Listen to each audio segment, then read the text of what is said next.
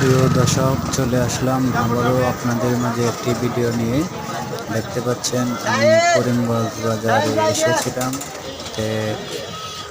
এখানে প্রচুর যানজট, টোটো রিক্সা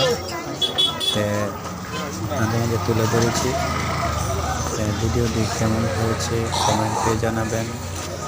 ভিডিওটি যদি ভালো লাগে তাহলে লাইক, কমেন্ট, সাবস্ক্রাইব করবেন প্লিজ।